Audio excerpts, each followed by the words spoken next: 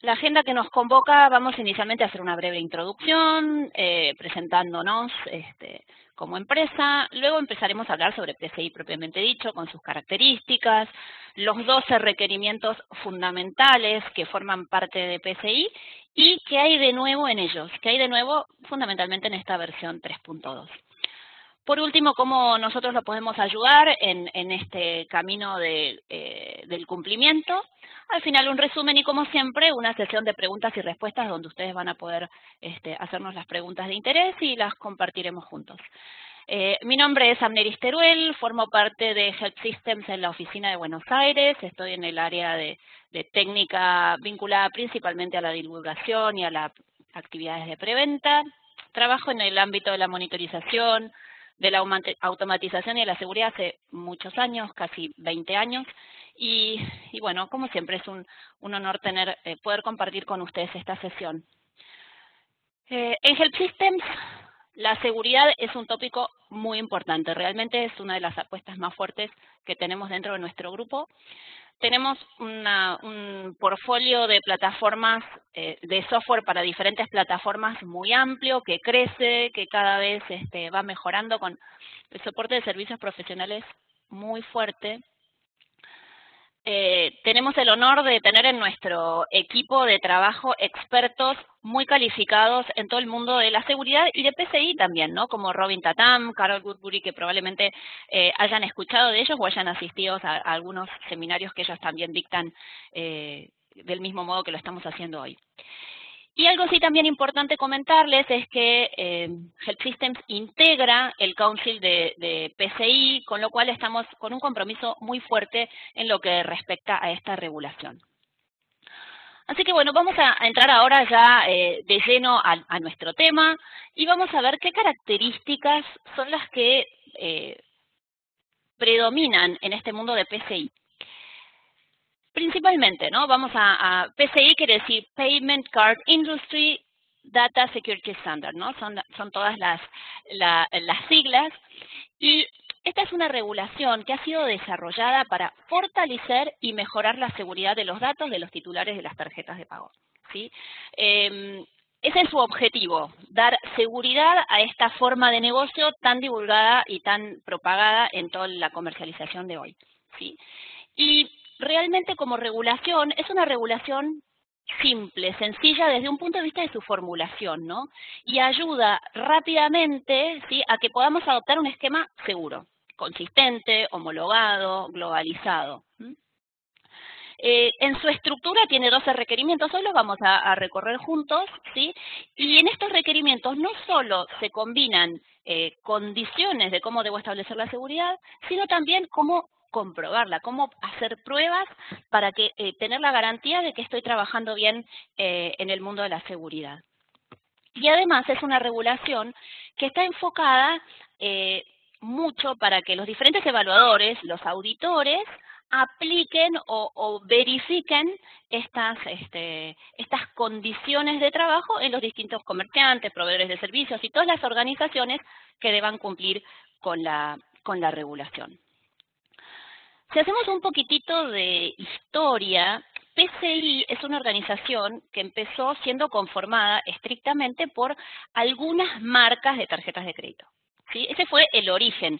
Y esas marcas eran los principales interesados en que ese negocio estuviera resguardado, ¿no? De ahí viene la aparición de esta regulación. Pero sucesivamente, con el paso de los años, esta organización abrió sus puertas y hoy día muchas empresas privadas participan también de este interés general. De hecho, Help Systems forma parte de este council. Este council es una organización privada, sin fines de lucro, ¿sí? Y que lo que busca es asegurar que toda la actividad basada en tarjetas de pago o tarjetas de crédito sea confiable y segura en el tiempo, ¿sí?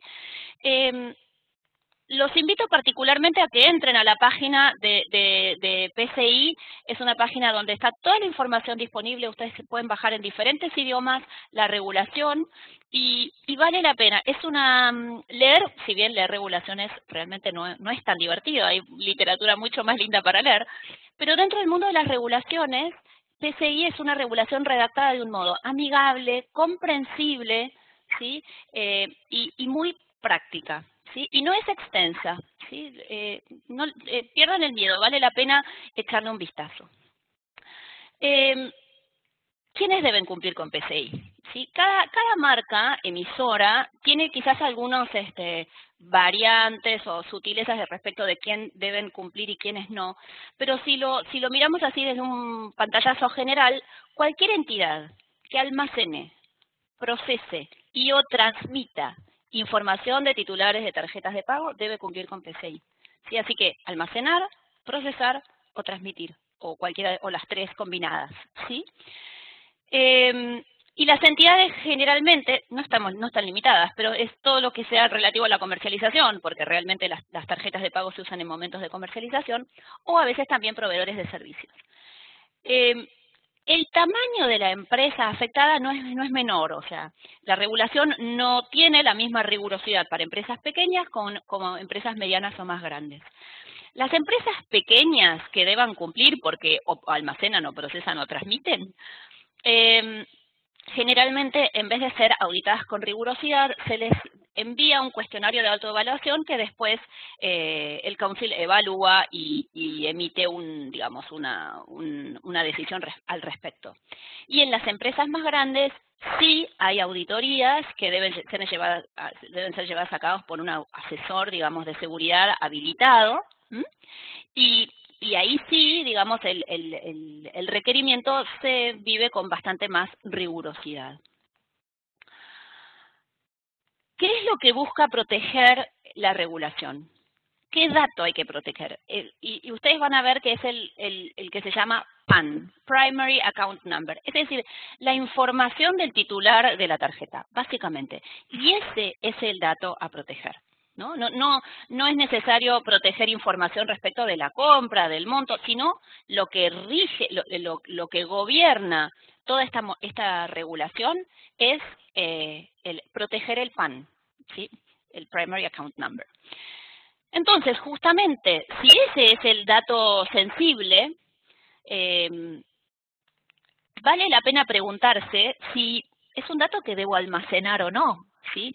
Porque probablemente tenga que transmitirlo si estoy haciendo una operación comercial, ¿no? Tenga que llevar y traer información respecto de el número del titular o los datos del titular. Sin embargo, almacenar esa información en muchos casos es algo que puedo decidir.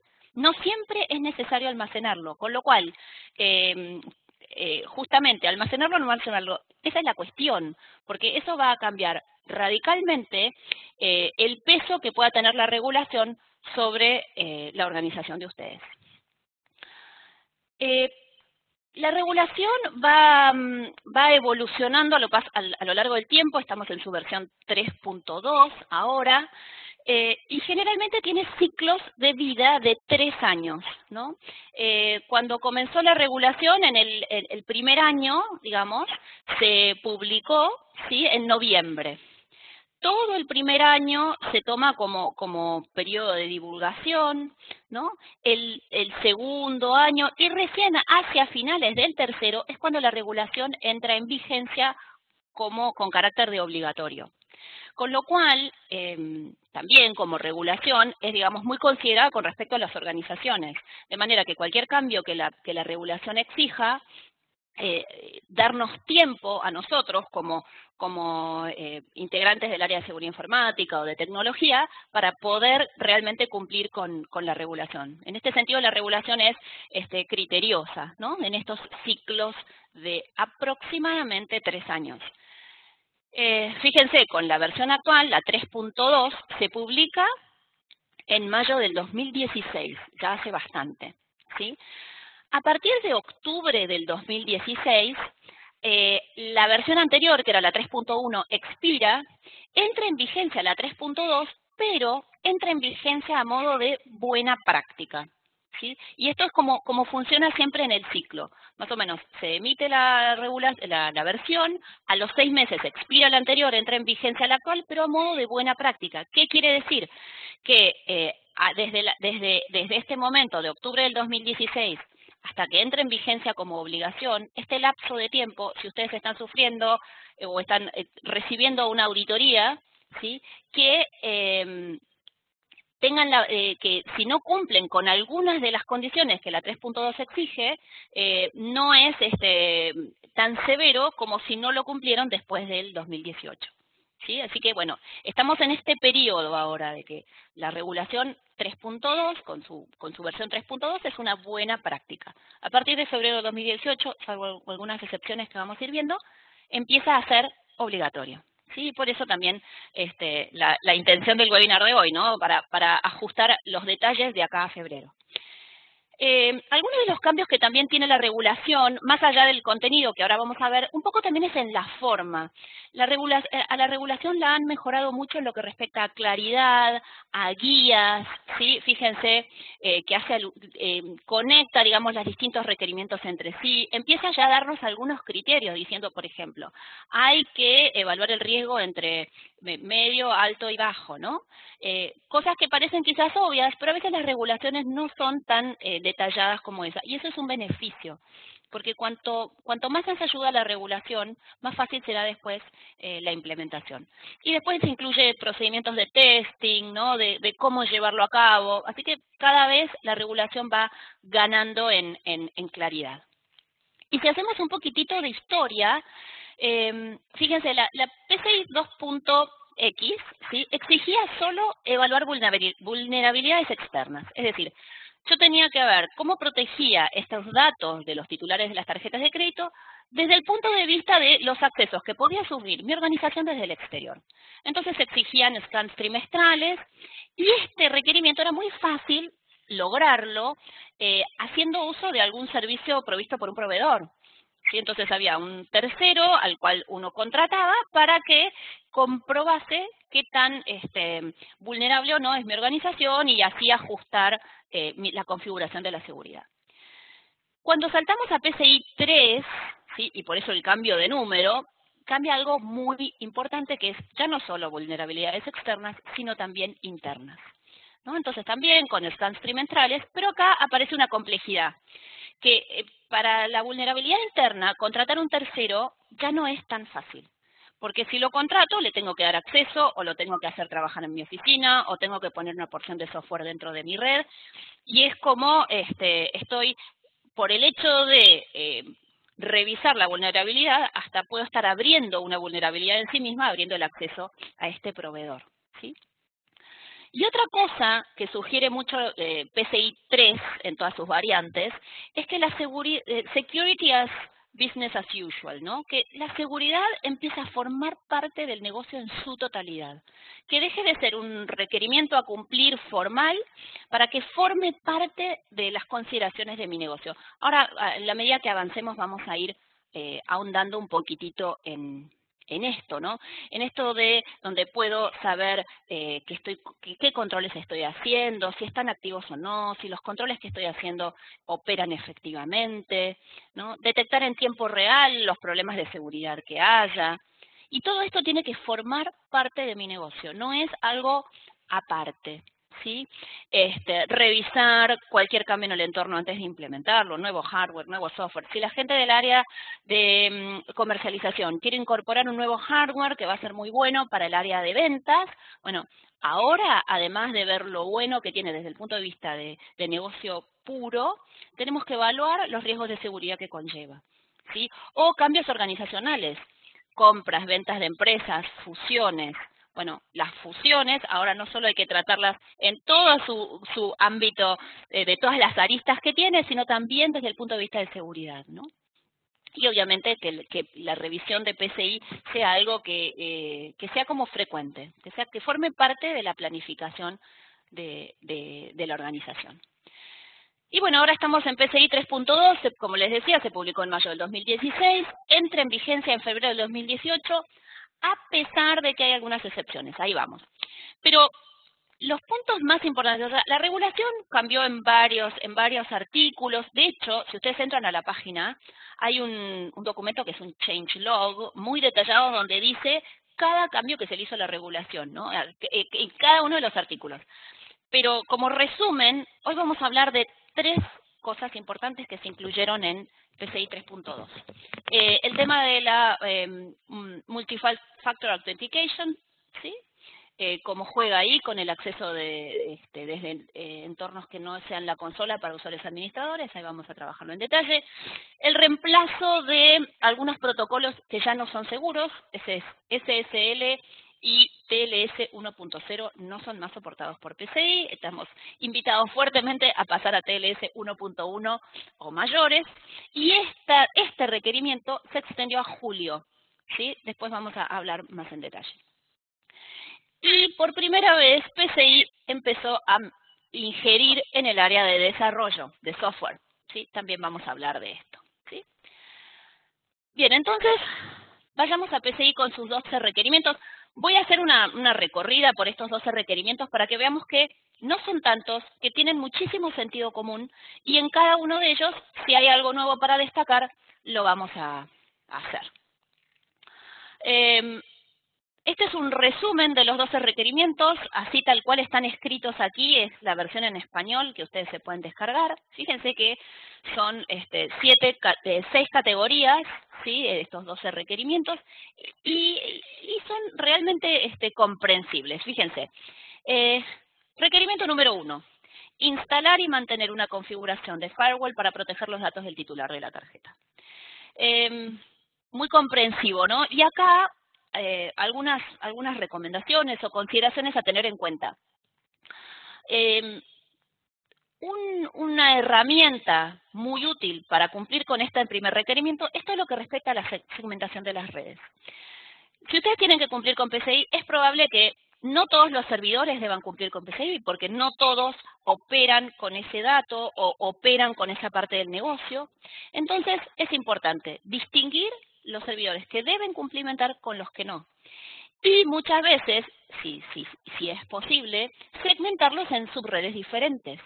Con lo cual vamos a poder tener en aquellas subredes críticas donde sí debemos cumplir PCI, criterios de seguridad muchísimos más severos, pero sí liberar otras áreas de la organización donde vamos a poder trabajar con más tranquilidad. Así que bueno, eso tenerlo en cuenta.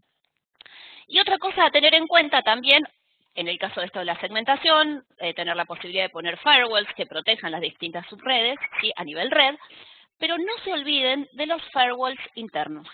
Cada plataforma, como última capa, en general tiene un firewall más eficiente, menos eficiente, algunos más configurables que otros, ¿sí? Pero no olviden esta capa, porque generalmente es muy confiable, es segura y puede ayudarlos para cumplir con este requerimiento.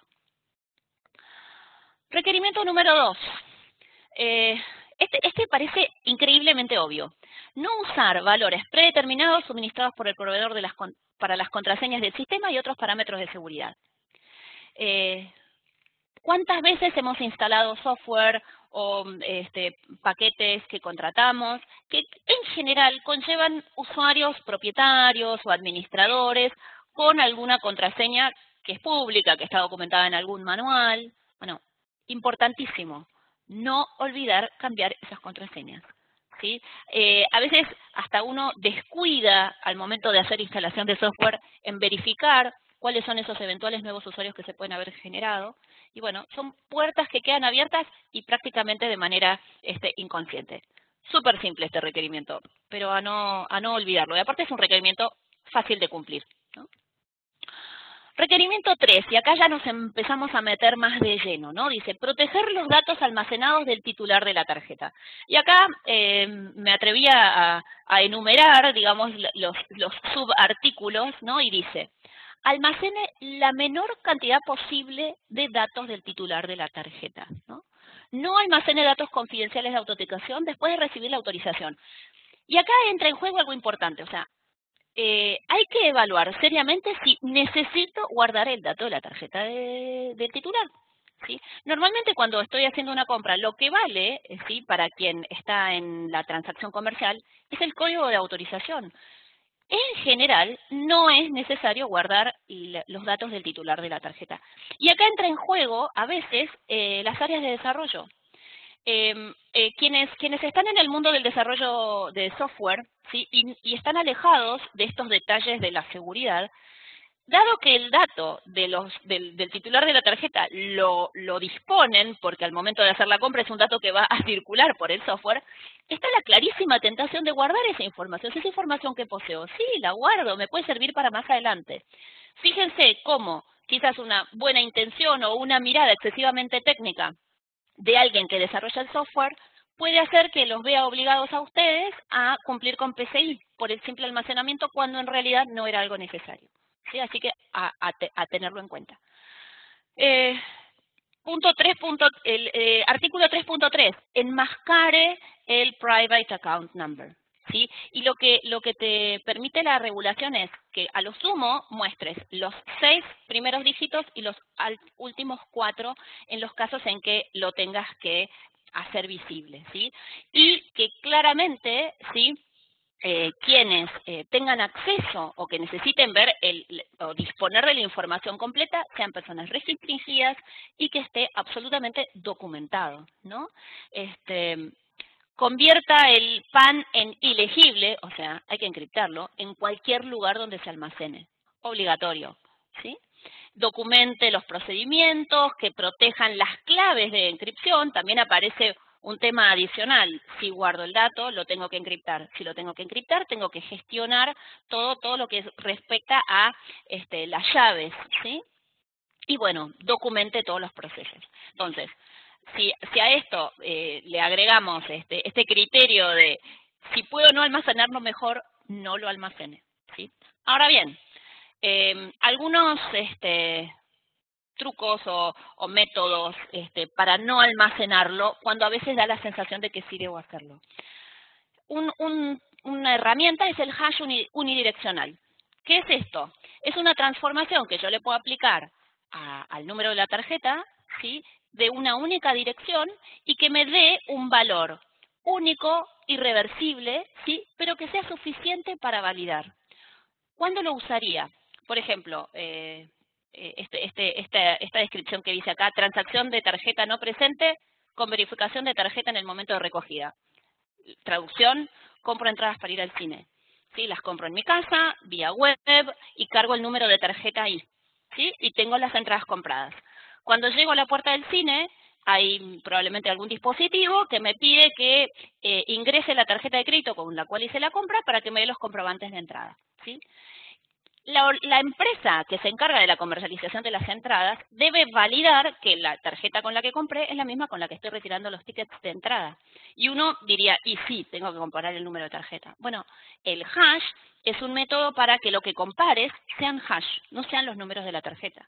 Entonces, cuando hago la compra, se almacena en la base de datos el hash, esa conversión unívoca de mi número de tarjeta, y cuando hago el retiro de las entradas, lo mismo. Y lo que debe hacer el que me vende las entradas es simplemente comparar los hash. Si ellos coinciden, tengo la certeza de que ambas tarjetas son la misma. Y no guardé el dato del titular. Guardando un hash, no debo tener en cuenta todas las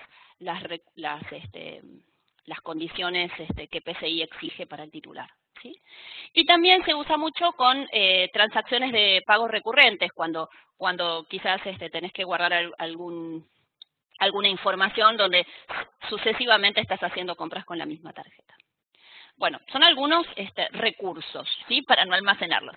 En el caso de que lo tenga que almacenar y que lo tenga que enmascarar, bueno, la idea es que vos ingreses, en algún momento vas a tener que informar el número entero de tu tarjeta, pero sin embargo, en tu base de datos va a quedar guardado de manera enmascarada, encriptada, y algunos usuarios van a desencriptar en base a una máscara donde van a ver los primeros dígitos y los últimos probablemente, y algunos otros usuarios, muy pocos, detallados, restringidos, son los que van a tener acceso a la información full del dato del titular. Bien, requerimiento 4, cifrar la transmisión de los datos.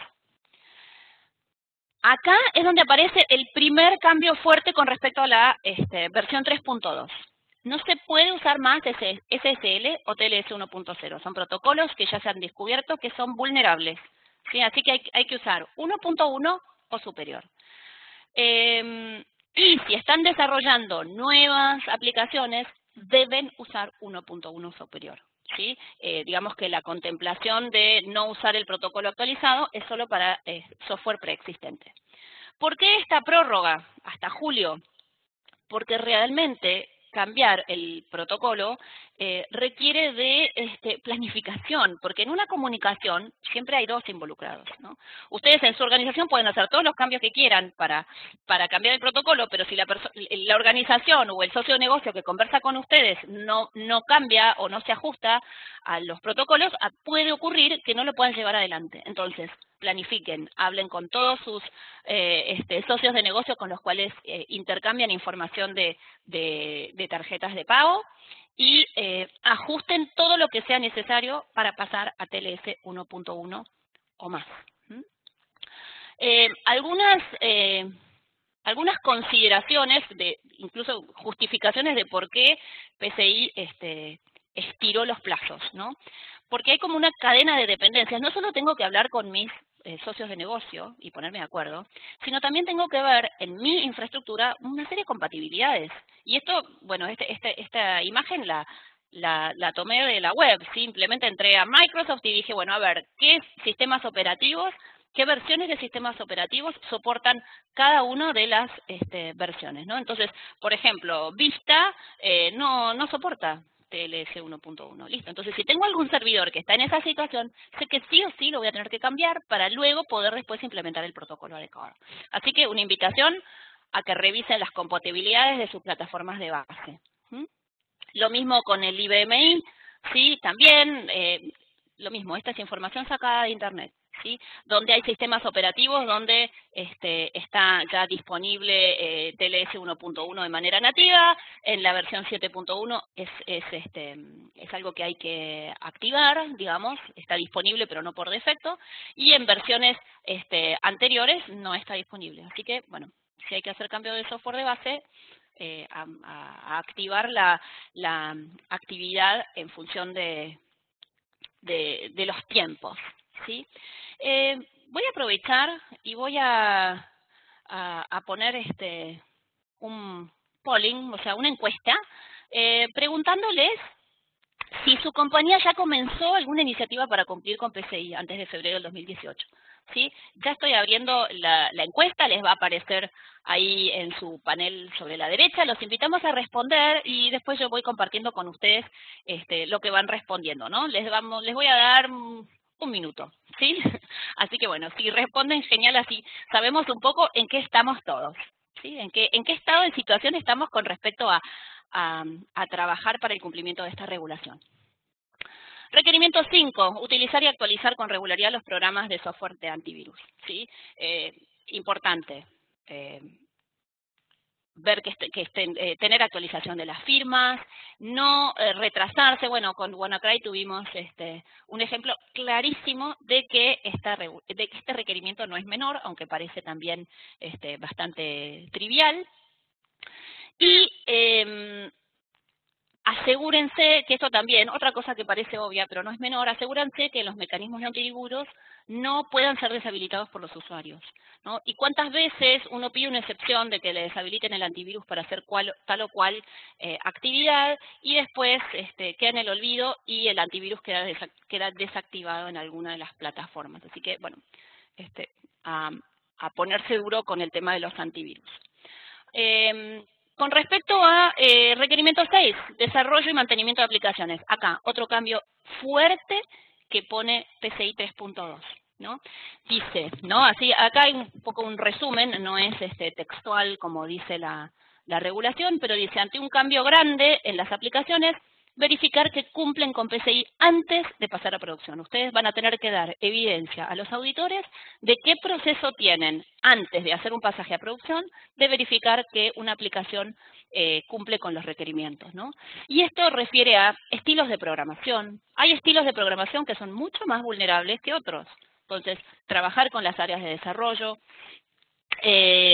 verificar las formas de validación de la identidad, que el software haga, ¿sí?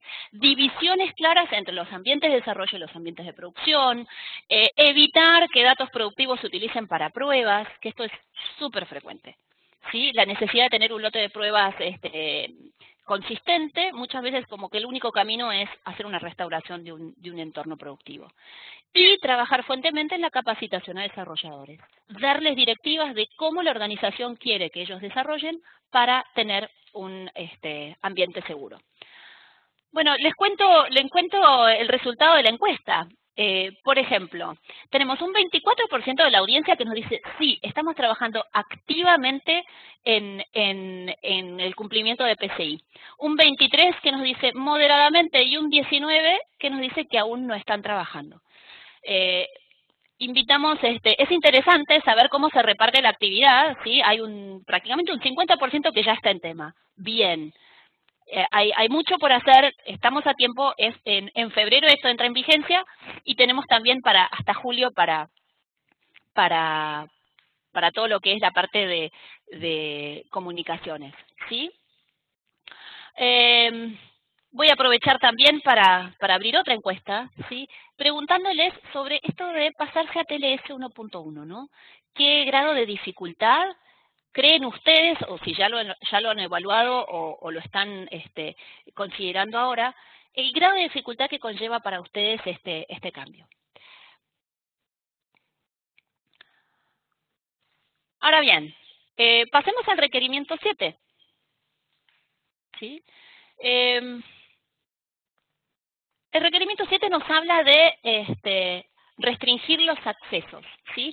Habilitar los accesos a la información basados en la necesidad de saber. O sea, por defecto,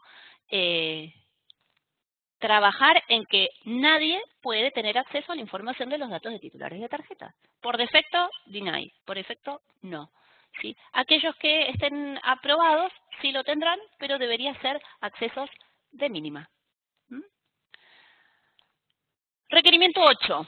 Y acá también, otro cambio de 3.2 fuerte.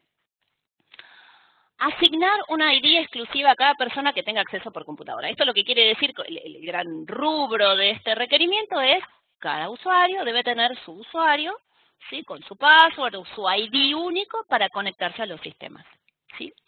Ahora bien, esto es algo que existió desde siempre, donde cada uno tiene que digamos, ser autenticado al momento de conectarse a toda la plataforma tecnológica.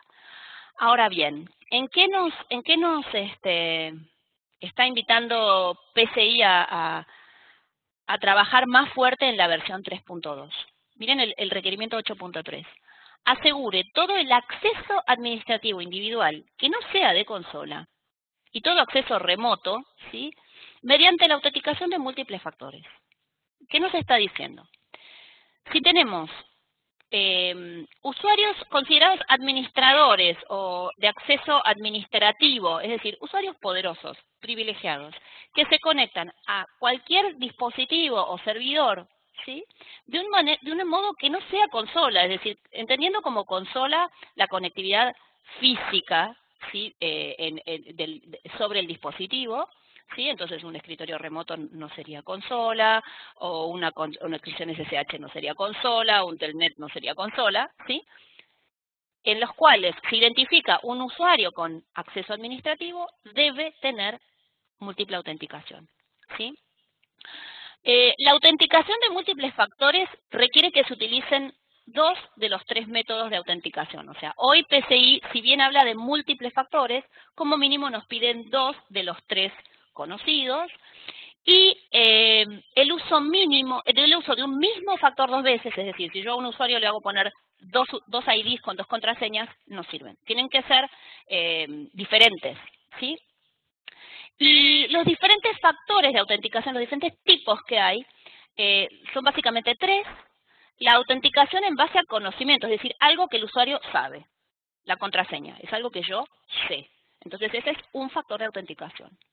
Un segundo factor de autenticación puede ser el de posesión, algo que yo tengo, una YubiKey, algún contraseña on time, que a veces ahora hay muchos en los celulares, donde me va dando contraseñas, digamos, dinámicas cada X cantidad de tiempo, ¿sí? Pero es algo que yo tengo, ¿sí? Y el tercer factor, que es el de inherencia, es algo que yo soy. Mi huella digital, el análisis de mi retina, reconocimiento de voz, reconocimiento de la cara, ¿sí? Entonces, cuando estamos hablando de múltiple factor, ¿sí? Puede ser una combinación de cualquiera de estas, ¿sí? La diferencia entre múltiple y doble, ¿sí? Múltiple solo significa cualquier número de factores mayores que 1. Y elijo la combinación que quiero. Normalmente es la de conocimiento, que es el usuario y contraseña que ya todos tenemos, más alguna de las otras dos, o posesión o inherencia. Y antes de pasar al siguiente requerimiento, les comparto los resultados del polling que hablábamos sobre esto de pasarse de protocolo, ¿no? De pasarse a TLS 1.1. Y hay un 10% que nos dice que el grado de dificultad es bajo, un 37% que dice es medio y un 18% que nos dice que es alto. O sea, fíjense que también tenemos un 50% que está considerando esto entre medio y alto. Qué bueno que PCI ha considerado este tema para prorrogarlo hasta mediados del año que viene. Y con respecto a la doble autenticación, que es el tema que acabo de comentarles, también abrimos un poll y les pregunto si tienen alguna solución implementada. La respuesta es fácil, o sí o no. Y mientras van contestando, también vamos hablando del requerimiento 9, que es restringir el acceso físico. ¿Sí? Esto es frecuente, ¿no? Registrar los ingresos a los data centers, el log de accesos. Y acá algo importante, no se olviden de los backups. ¿Sí? Muchas veces en lo que es restricción física de accesos uno cuida los computadores, los discos, pero los resguardos son tan críticos como los datos productivos del momento. ¿Sí? Es más, les diría que son muchísimo más vulnerables, porque sobre los datos productivos tenemos toda la arquitectura de defensa. Los backups muchas veces son cintas es antiguo, discos o dispositivos de almacenamiento masivo, ¿sí? Que quedan en algún armario, en alguna sala que quizás no está lo suficientemente protegida.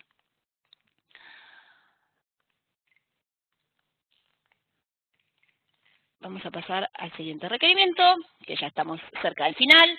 ¿Sí? El requerimiento 10 es rastree y supervise los accesos. Es decir, tenemos que activar todas las auditorías que tengamos nativas de las diferentes plataformas, revisémoslas, ¿sí?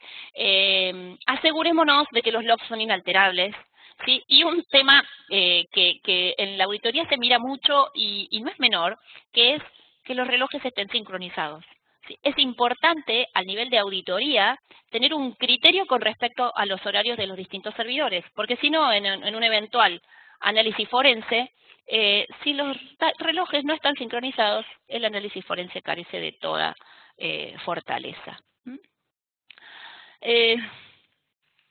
Miren qué interesante la respuesta a aquellos que tienen implementada alguna solución de multifactor, ¿no? El 36% contesta que sí, bien, qué bueno. Quizás lo que haya que hacer con la nueva normativa es extenderlo a más usuarios o no, pero si ya tienen alguna solución, es un gran paso ganado. Hay un 24% que no lo tiene y un 40% que no contestó. Bueno, aquellos que no lo tengan y que deban cumplir PCI, tengan en cuenta que también no solo implica esto un cambio de hardware o de software, sino también un cambio cultural que hay que trabajar con tiempo. Pasemos ahora sí al requerimiento 11, ¿sí? Que dice pruebe con regularidad los sistemas y procesos de seguridad, ¿sí? Hacer los tests de penetración anuales que se exigen, verificación de la integridad de los datos y del software, ¿sí? Hay diferentes plataformas que les van a permitir a ustedes ejecutar procesos que verifican la integridad de que, por ejemplo, el sistema operativo no tenga componentes adulterados o que algún software de algún proveedor de terceros tenga todos sus elementos íntegros, que estén firmados y que no hayan sido adulterados después de haber sido firmados. Así que, bueno, eso tenerlo en cuenta. Muchas veces estos procesos de integridad consumen recursos, porque son procesos pesados. Bueno, habrá que planificarlos y hacerlos en un momento de poca actividad. Y por último, el requerimiento 12, que quizás es el más social, que dice mantener una política que aborde la seguridad de la información para todo el personal. Bueno, generar conciencia, establecer procedimientos, realizar evaluaciones, ¿no? Mantenerse actualizado. Pero esto de generar conciencia, ustedes pueden tener el esquema más seguro. Sin embargo, si hay alguien dentro de la organización que presta su usuario y contraseña al vecino, es un punto de entrada increíble y que tira abajo o destruye con muchísima facilidad toda la arquitectura de seguridad que ustedes hayan podido montar. Así que a no perder de vista este factor humano que integra fuertemente el mundo de la seguridad. Y bueno, ya habiendo recorrido los 12 requerimientos, desde Help Systems los podemos ayudar y mucho, ¿sí? Nosotros en Help Systems tenemos como 4 grandes áreas de diferentes productos. La seguridad es una de las áreas más fuertes en las que trabajamos muchísimo y tenemos muchas soluciones que los pueden ayudar. Con productos confiables, multiplataforma, que evolucionan permanentemente. Les cuento que yo que estoy del lado de adentro de Help Systems, me cuesta mucho mantenerme al día con todas las nuevas versiones y funcionalidades que se le agregan a los diferentes productos. De los 12 requerimientos los podemos ayudar, les diría en casi todos.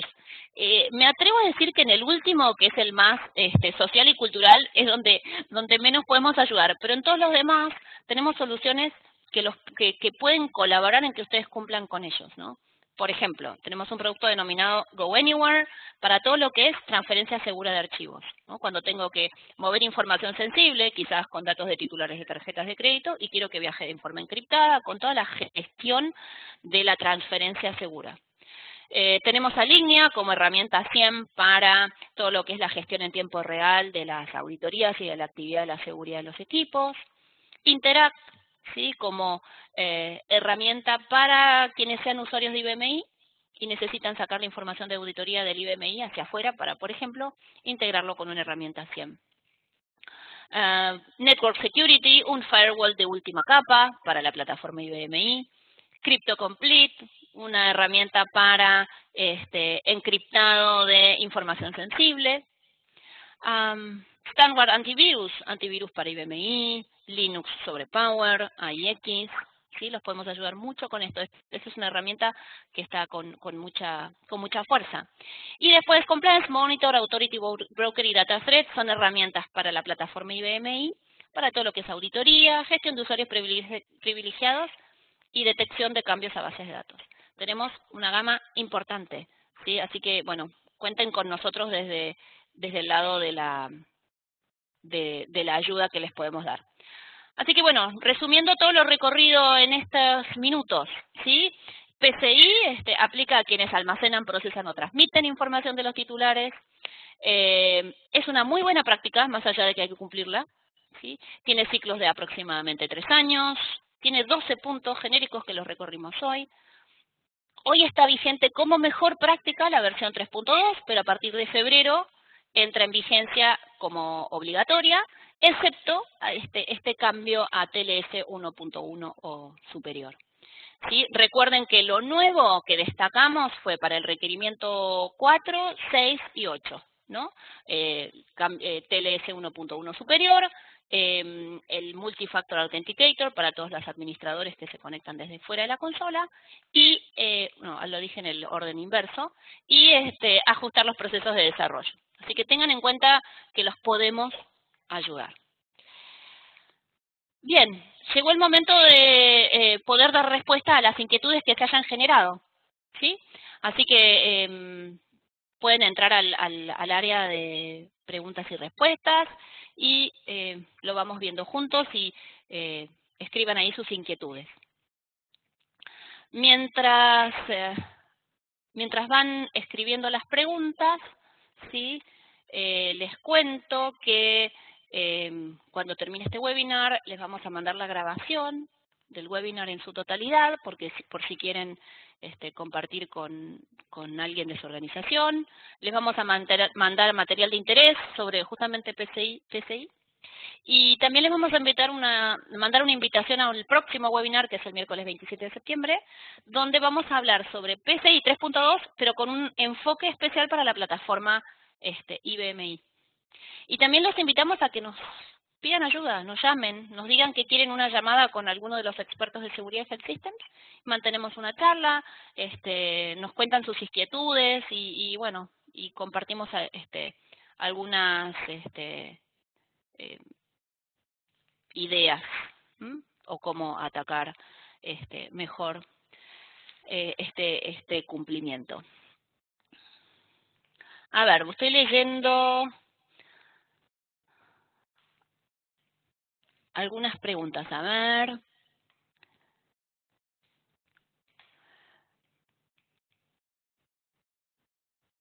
Miren, por acá tenemos a Pablo. Dice, tengo más de 100 usuarios con privilegios elevados. ¿Todos deben usar MFA? Multifactor. Si vamos a la teoría, sí. ¿Sí? Y de esto habla la teoría. ¿Sí? Si hay 100 usuarios que tienen privilegios así especiales, si vamos a la base de la normativa, los 100 deberían cumplir con esta condición. Quizás lo que te invitaría, Pablo, frente a esto es tratar de bajar el número de 100, ¿sí? Tratar de evitar el problema, buscando algunos recursos, quizás de darle a esos usuarios privilegios especiales solo y estrictamente en los momentos que lo requieran y que sea de una manera transparente para ellos. Bueno, gestionar un poco este número 100 y tratar de bajarlo, pero la teoría diría que sí.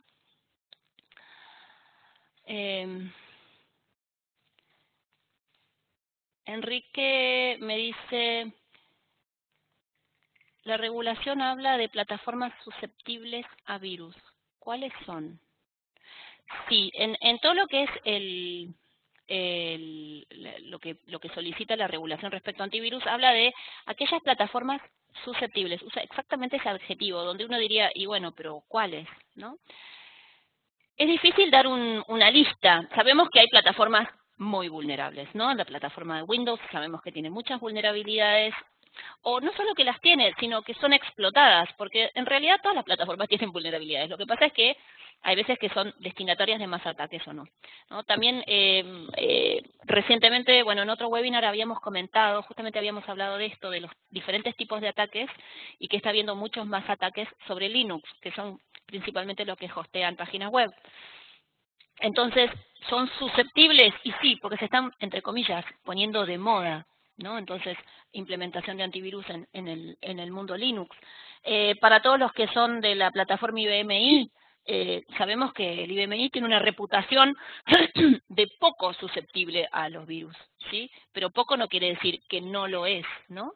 Entonces, en realidad hay que hacer una evaluación de cada una de las plataformas que ustedes tengan, comenzando de las más vulnerables, que de mercado se sabe que lo son, pero no hay una lista que diga que tal o cual no lo es, porque realmente no existe un sistema no vulnerable, ¿no? Todos tienen algún grado de vulnerabilidad. Y a ver, vamos con la última pregunta porque ya estamos sobre el tiempo.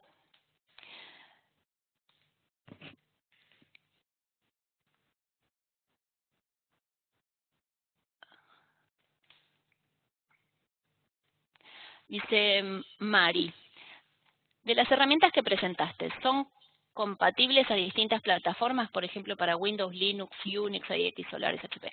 A ver, la lista de herramientas que nombré tiene un surtido. Hay algunas que son multiplataforma, algunas otras que nombré son exclusivas de algunas plataformas. Pasé muy rápido por esa pantalla. Te invito, María, que te pongas en contacto con nosotros y nos digas qué estás buscando y te decimos cuál de ellas puede ajustarse a la plataforma que vos tengas. Y bueno, ya cumplimos un poquito excedidos nuestros 45 minutos que nos habíamos propuesto. Antes que nada, agradecerles que hayan estado presentes en este webinar. Las preguntas que hayan quedado sin contestar, trataremos de contestarlas offline, por mail o por algún contacto que ya tengamos. Y bueno, los esperamos en nuestro próximo webinar. Espero que les haya sido de utilidad. Hasta pronto.